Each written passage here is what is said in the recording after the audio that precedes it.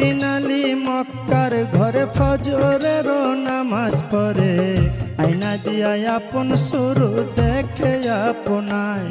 ওরে আয়নাতে রূপ দেখে আলী অমনি উঠিলেন বলি, আমার মতো এমন সুন্দর নাই আর দুনিয়ায়। ওরে আয়নাতে রূপ দেখে আলী অমনি উঠিলেন বলি, আমার মতো এমন সুন্দর নাই আর দুনিয়ায়।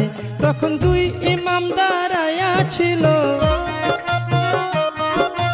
দুই ইমাম দাঁড়ায়া ছিল, আলীর ডাইনে বাইরে সাধের দুনিয়ায়।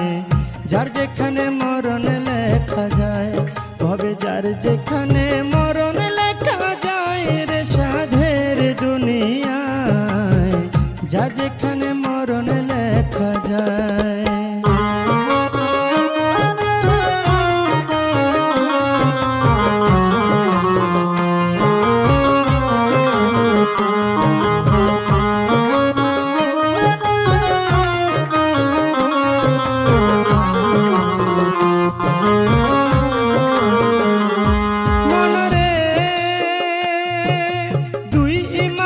পিতার ধারে শুনে না বা কই আপনারে, আপনার চেয়ে বেশি সুন্দর আছে আমার মার। মায়ের বাতুনি এক সুরত আছে, যে দেখছে সে পাগল হইছে।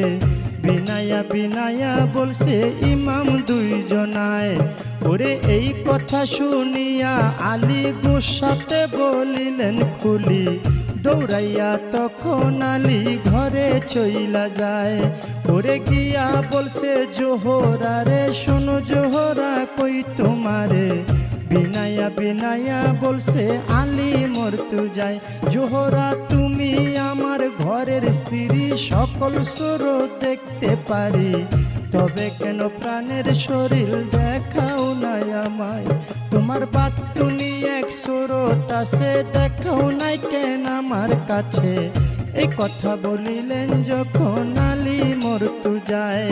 ওরে এই কথা শুনে ফাতেমায় মনের মধ্যে ব্যথা পায়। ফরিয়া জানাইলেন মাওলারি দরগায়, মাওলা গো আমার বাতুনি সুরতের কথা যে কইয়া লাগাইছে ব্যথা। জহরে কহরে মরণ হয়েছেন দুইজনার। এই অভিশাপ যখন দিল মাওলাজি হুকুম করিল, ফেরেশতারা লেখা নিল আরশ মহল্লায়। মায়ে